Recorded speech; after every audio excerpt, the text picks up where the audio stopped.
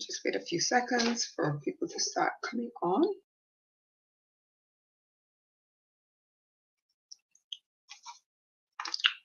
It is day 6 of 31 days of lupus awareness, inspiration, and motivation.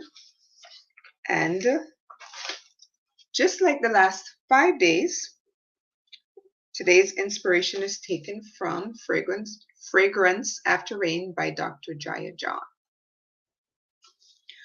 And if you're not familiar with this book, I strongly recommend that you purchase it. And again, I don't get any kickback from telling you guys to buy this book. It's such a powerful book that I do encourage you to get it. A friend of mine actually gave it to me for Christmas, this past Christmas. And I kind of use it as almost like a meditation kind of book or a journaling kind of book. Each passage, and some are short, some are long, are like can be used like journal prompts. So that's one of the main ways that I utilize this. And that's how I've been working with this throughout these last few days, and will continue to do so throughout the rest of the month, with May being Lupus Awareness Month. So this is day 6, and I'm going to be reading from a passage on page 187. So day 6, 187, and today's topic is all about slowing down, right? I know it's to do with lupus awareness, but it's not necessarily just geared towards people who have been diagnosed with lupus or some other autoimmune condition or any kind of chronic illness. This is for everyone, right? Because I believe we can all learn something from this topic, especially today's topic is all about slowing down. So let me find page 187, and I'll read that before we jump into the motivational discussion, however you want to look at it. All right, so it says, slow down. Daily contemplation of life is a route for wellness, healing, and fulfillment. It is how you gather meaning and purpose. If you are rushing, you cannot see. If you cannot see, you crash into things. Breathe, pause, contemplate, gather meaning. Welcome to your beautiful life. So that is the passage that inspired today's discussion for day 6 of lupus awareness, inspiration, and motivation. So I know that, once you've been diagnosed with a chronic condition, especially if it causes a lot of pain, chances are it's going to force you to slow down, right?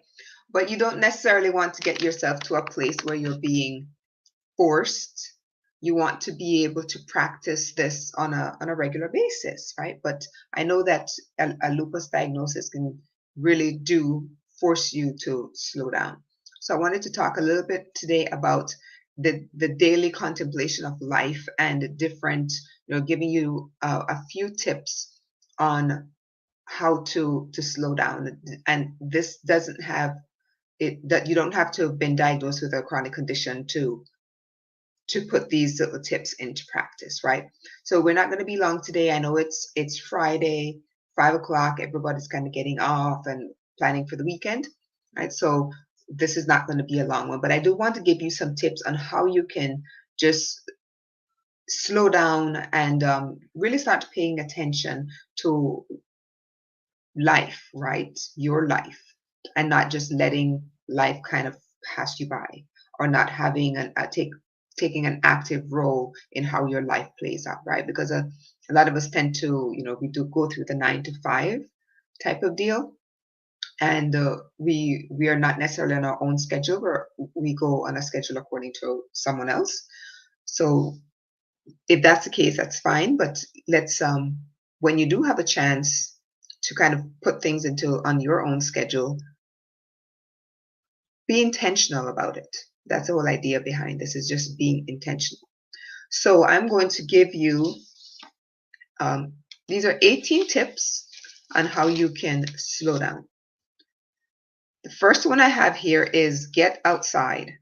And I know that if you've been following me for a while, you know that I'm a huge advocate for grounding, for earthing, for forest bathing, being out in nature, that sort of thing. I am a huge advocate of that, right? So if you have 5 minutes a day that you can just go and sit outside, go and sit outside. Just get outside. The vitamin D is necessary for our bodily functions, right? We know that we need the vitamin D. If you are a lupus patient or have been diagnosed with some other autoimmune condition, sometimes the sun can be a little bit overwhelming, right? So you do want to um, be careful whenever you're out in the sun and do practice, with putting on sunscreen and protective clothing, maybe wearing a wide brimmed hat. But even as a lupus patient, we still need to get a little bit of sun.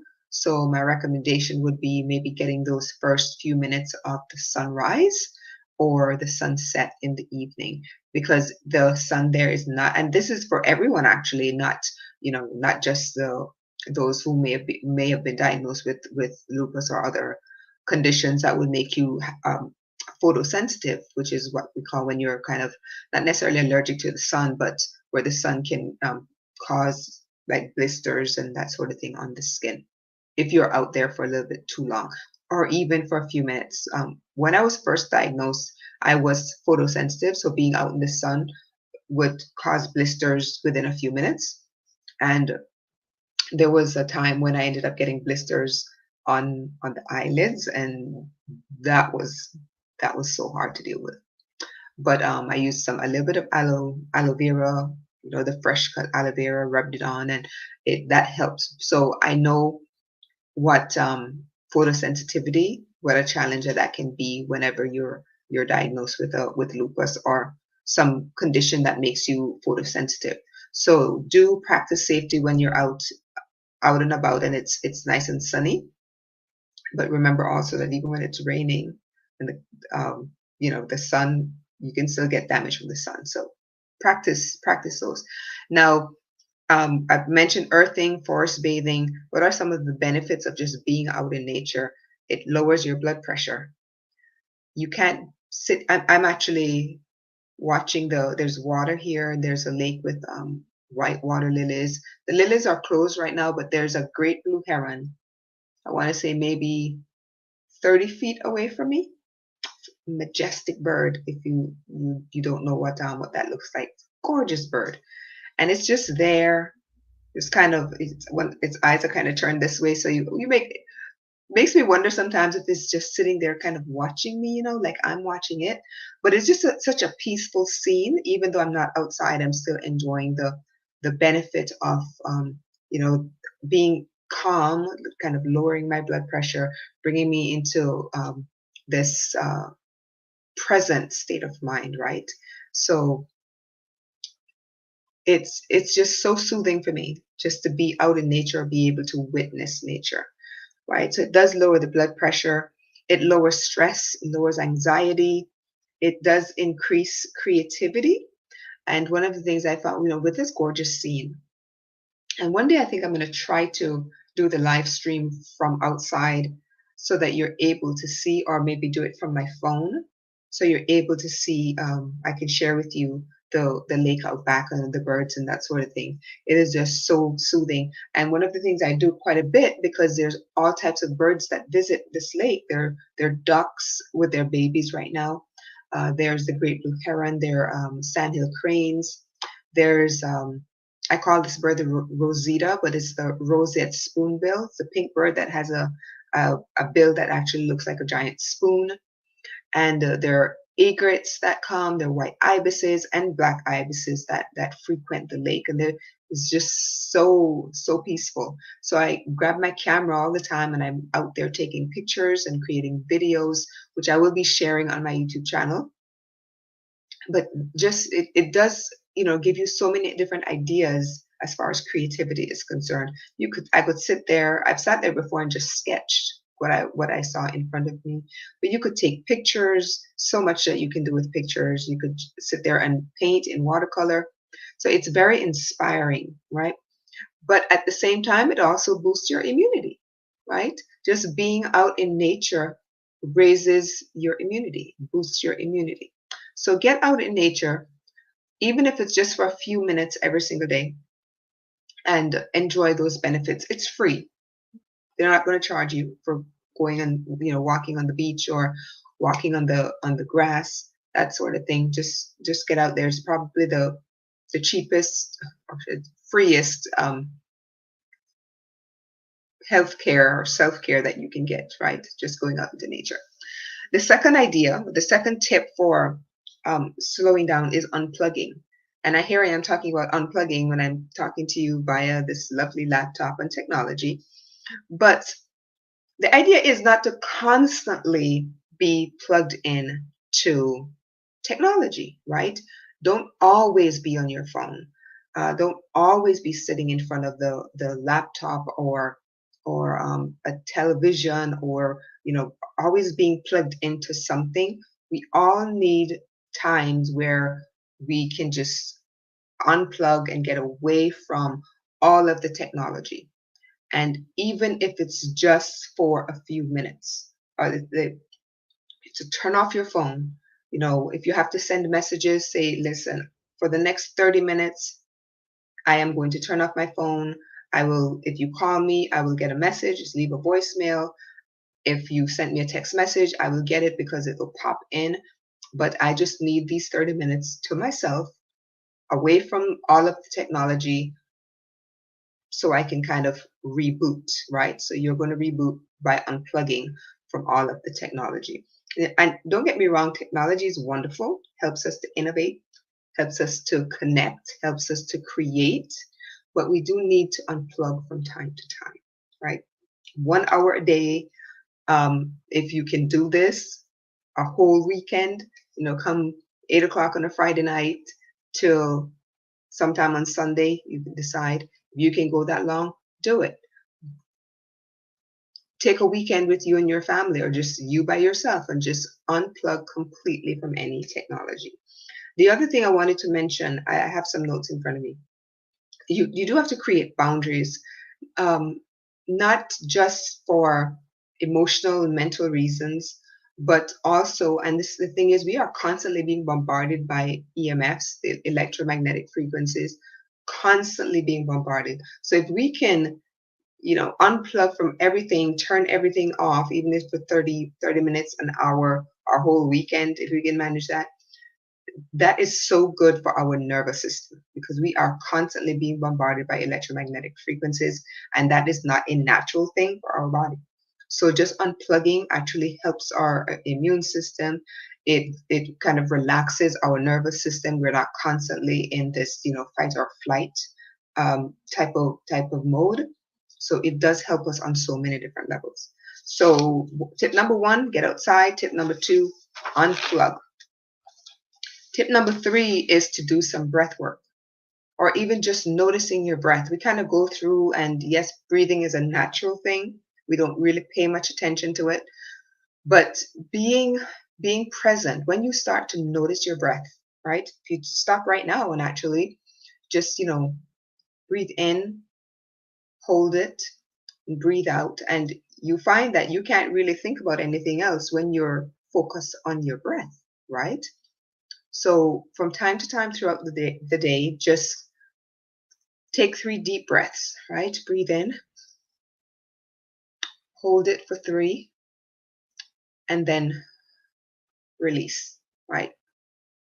Or breathe in for 4, hold for 4, and then breathe out for 8. So when you're breathing out, it should be a lot longer than when you were breathing in. And that helps you to be so present, right? You don't pay attention to anything else that's going on. So doing a little bit of breath work, and just focusing on your breath. And breathing is a type of meditation. And there are lots of different types of breathing, right? Lots of different types. The breathing I'm referring to here is just something that's going to help you to get present, right? And just allow you to just breathe for a few moments, to kind of focus on the moment, right? So take some time throughout the day just to do that. Really teaches you to be mindful. Tip number 4 is to savor your tea or coffee, whatever it is that you like to drink. These little moments, right? And I actually have a cup of tea right here with me. So, and the savoring doesn't just start when you're taking your sip. The savoring starts in the preparation. And I mentioned that yesterday when it comes to food as well. It's not just sitting down to eat, it's all in the preparation when you're in the kitchen, right? All starts from there. So savoring that cup of tea or that cup of coffee, um, it just really allows you to just drop in to that moment, allowing you to just taste all of the flavor. If you like to make tea blends like I do, just really start to focus, see if you can kind of pick out all of the different flavors, all of the different herbs and spices that went into making that cup of tea. Or if you're drinking coffee and maybe you added in some vanilla or some caramel flavoring in there. Maybe you went to Starbucks and you got a drink. Just really spend some time and just focus on that moment, on that cup of tea. That brings me to a photograph I saw earlier. I want to share this with you, okay? It says, I saw a guy at Starbucks today. No iPhone, no tablet, no laptop. He just sat there drinking coffee like a psychopath.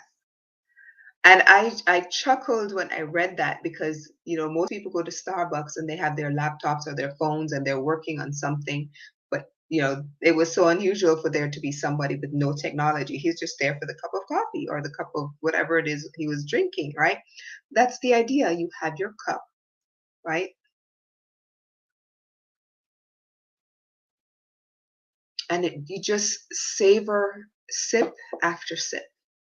Forget about the phone, forget about the technology, just savor the cup of coffee. And if you do have a chance to get outside while you're drinking your coffee, enjoy the view while you're enjoying your cup of coffee or your cup of tea, right? Tip number 5 is start your day intentionally.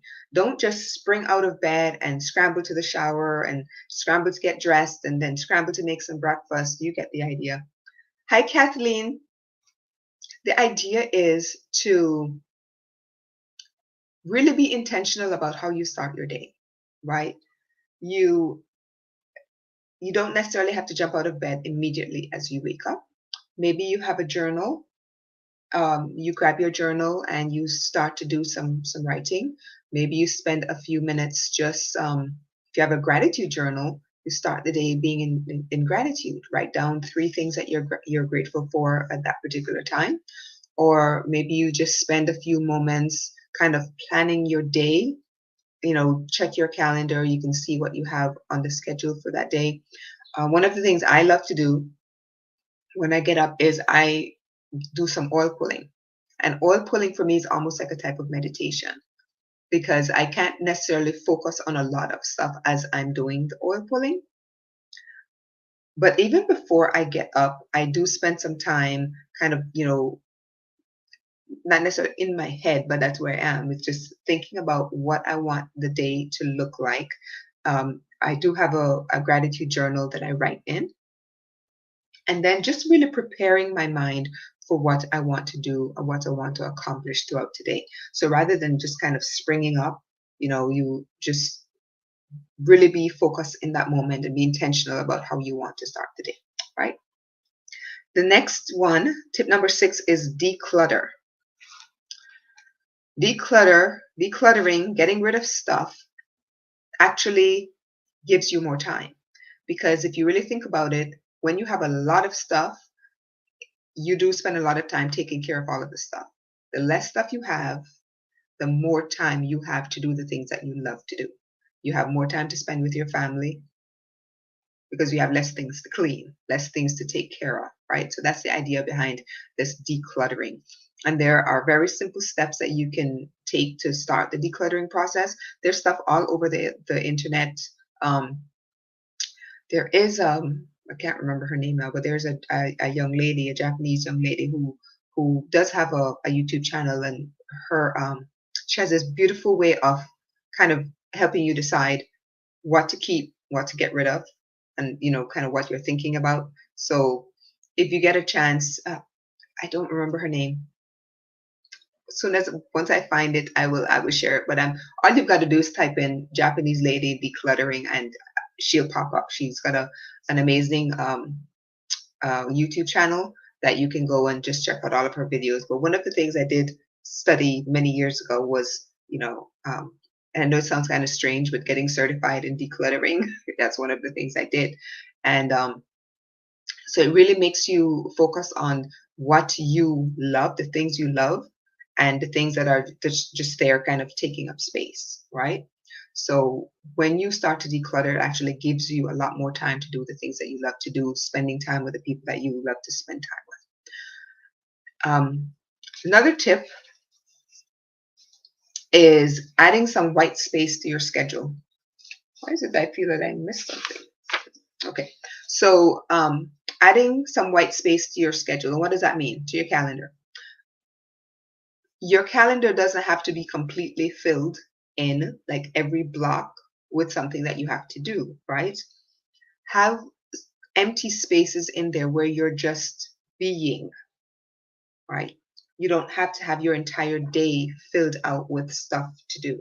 I'm going to pull up my calendar, because sometimes I'm guilty of that as well. Today is Friday. The only thing I really had on my calendar today was I had, you can see I've got a lot of white space on mine. So the only thing I had today was I had an interview with a young lady at 12 o'clock today, and that interview is going to be shared in one of the streams. Very powerful young lady, lupus advocate, lupus warrior herself. Beautiful story that she's going to be sharing. All right. But apart from this live stream and that interview, I really didn't have a whole lot on the calendar. I did other things, yes, but I do have a lot of white space. And the idea is to create space where you can just relax. And, if you want to go and sit by the water, go and sit by the water. If you want to go to the beach, go to the beach.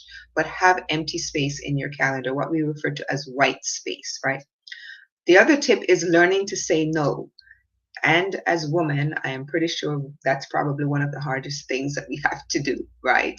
Learning how to say no. And when you learn to say no, that actually creates more white space in your calendar, because I know a lot of people, women especially, find it so hard to say no. And by not saying no, you have all of everything pretty much filled up with, I have to be here to help out this person. I have to be here to help out this person. I've got this job I've got to go to. I've got this thing I have to do. So everything gets filled up, right? But when you start to say no more often, you start to care for yourself a little bit more, right? Because you cannot, and I talk about this quite a bit, you can't serve from an empty cup. Your cup has to be overflowing, and you're serving from the overflow. Because otherwise, if you're serving from your cup and it's going to constantly be depleted, that's creating an unhealthy situation within you. So always make sure you are serving you first and your cup is overflowing. That way you can serve from the overflow. But one of the biggest ways, the easiest ways to do this is learn to say no.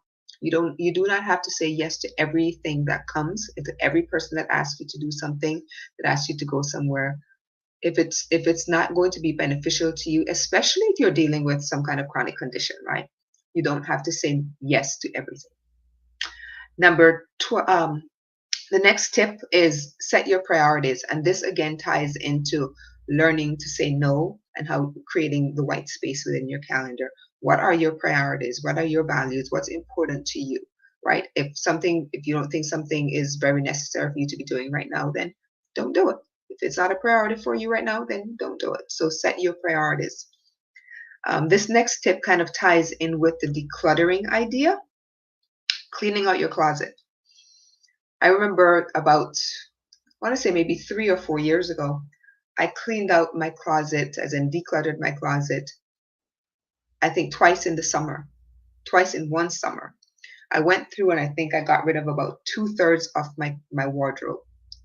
I went through this. If I haven't worn that in 6 months, then I probably not going to wear it anymore. Got rid of it, right? I found the items that I absolutely loved, put those into one pile. Found things that I haven't worn in 6 months to a year, put those into another pile, and had another pile that I was kind of thinking about.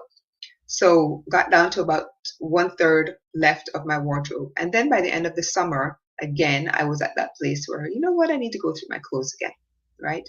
So cleaning out your closet, you'd be amazed at what you can find. And it makes life so much easier when you can just look in your closet and say, okay, that's the outfit I'm going to wear.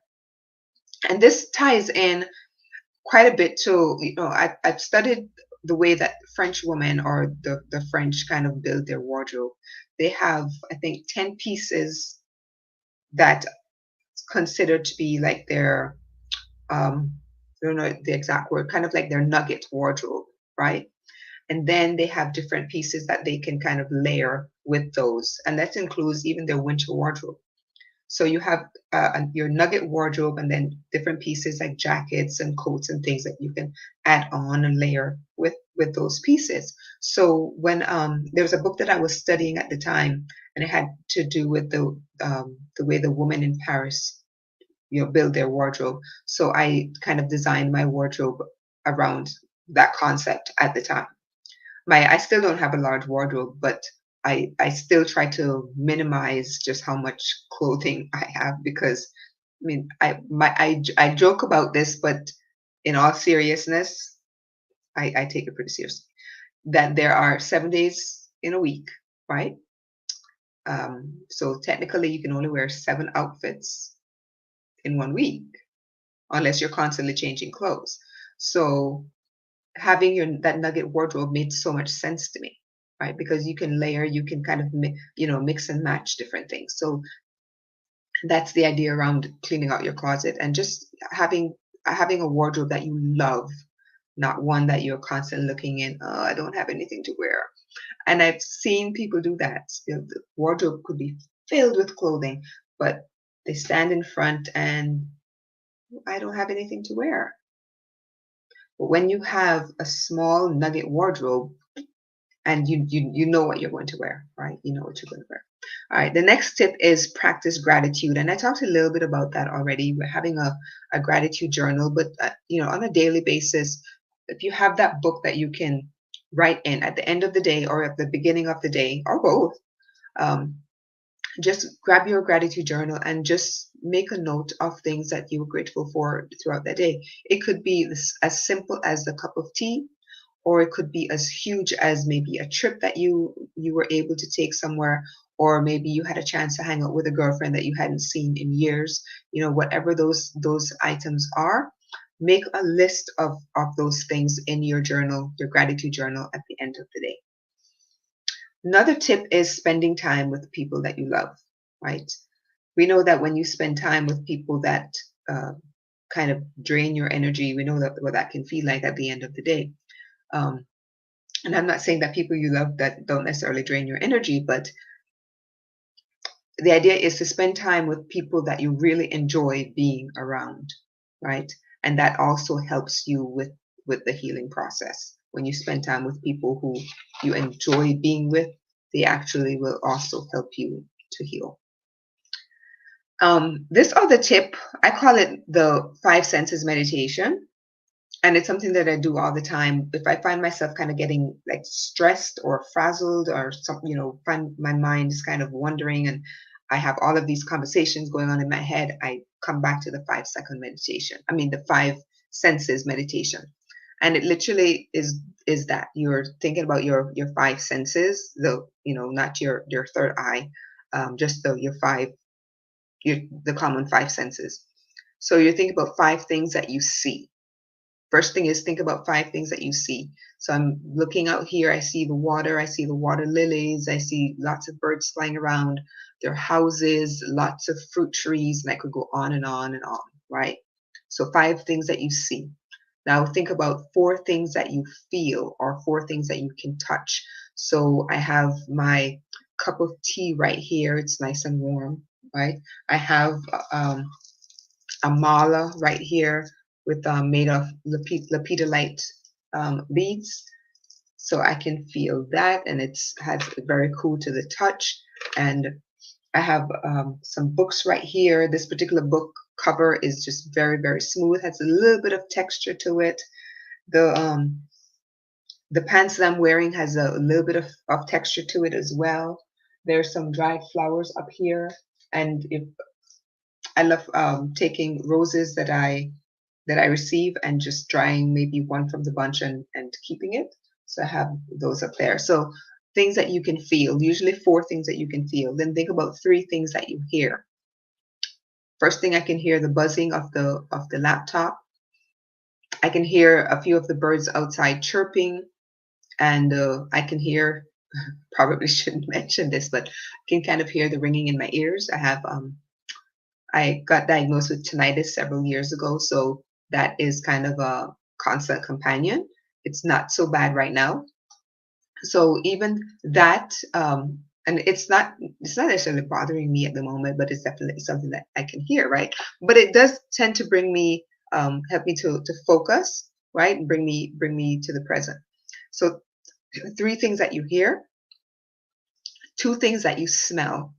So 2 things that I can smell right now is the tea that I'm drinking, and there is licorice root in there. There's a little bit of ginger in there. There's marshmallow root in there. Let me take a sip. Oh, this is so good. So 2 things that you smell, and the other one is, I mentioned my mala, but on excuse me, on the sari ribbon here, I have some essential oils. So whenever I'm working with it, I have some oils in my hand and I just kind of rub it through, so I can always smell the oils that are on the sari ribbon. So 2 things that I smell, and then one thing that I taste is going to be the sip of the tea that I just drank, and then you can go through and kind of pick out, all of the different flavors that might be in that tea or the coffee that you're drinking, right? So that is the 5 senses meditation, and it's really easy to do. Don't do it as long as I did. Make it very quick, because that really helps to pull you into the present. I was just kind of doing the demonstration to show you exactly how it works. So 5 things that you see, 4 things that you feel, 3 things you hear, 2 things you smell, and 1 thing that you taste. Right. Then the next tip is to eat slowly. And I know that this should be a given, but for a lot of people, it's really not, because we've gotten so used to this whole idea of fast food. And recently I did a course, I actually taught a course on food being an extension of the divine, and how to create, make mealtime a very sacred time. And that begins in from the kitchen, when we're preparing the food, and even as we're gathering the food to start to prepare that meal in the kitchen, all of that should be done in a very sacred way. And if you don't cook from scratch, the idea is to take whatever foods that you've purchased and put them into, if you've already purchased pre-cooked food, take it out of the carry-out box or whatever it's in, put it into some nice dishes and serve it on the table. Have a nice setting, your placemats, your utensils, maybe some candles on the table, maybe some nice music playing, but to really make that time a very sacred event.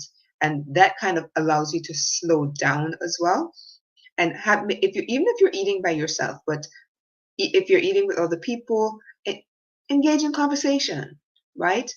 Take time to taste the food that you prepared or someone else has prepared. Enjoy each bite. Chew slowly. That helps with your digestion. And it takes a lot of when you do most of the work in the mouth, it kind of helps the stomach. It doesn't have to do as much work breaking down all of the food, right? So really eat with intention. Make your mealtime a sacred event. The next tip is to do one thing at a time. And again, we live in this time when, we think that we can multitask, and I'm guilty of that, right? I'm one of those people that loves to try to do more than one thing at a time. But when you do one thing at a time, it allows you to really hone in on that one thing that you're doing. And chances are we end up doing whatever it is that we're doing so much better, rather than when we have our focus kind of, split between two or three different activities that we're trying to do at one time, right? And those are just a few tips on how to slow down. If you have any other ideas, I would love to see them, just throw them in the chat, whether you're watching live or whether you're watching on the replay. I love to hear feedback from my viewers. So do comment or send questions or emails, or however you want to engage with me there.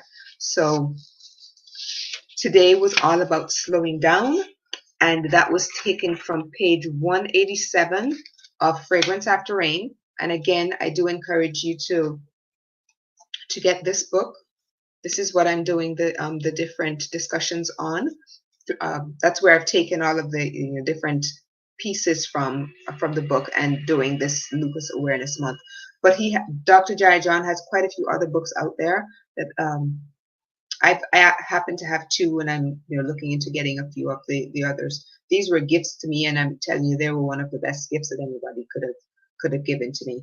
And I've really, really enjoyed them. So it's almost like a journal to me, just the way that they're written, just the way that the different passages are written. So that's where the different discussions are coming from.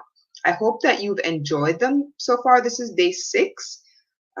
Kathleen says, thank you for the tips. Oh, you're very welcome. And this is just, some quick ones. I'm sure that there are so much more. These are just a few of the things that I do, right? But if there are other things that you might do on a regular basis, I would love to hear, because, like I said, I don't do every single thing. I do have other things that I could have thrown in there, but I think I'll leave those for another discussion. But if you do have some ideas, I would love to hear. All right. So tomorrow, let me find the topic for tomorrow.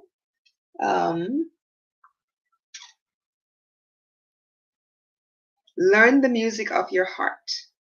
So I'm not going to take the breaks over the weekend. I'm just going to go straight through and do, try to complete the 31 days. I know some people who, when they're doing these challenges, they tend to take a break over the weekend, but I'm going to continue throughout.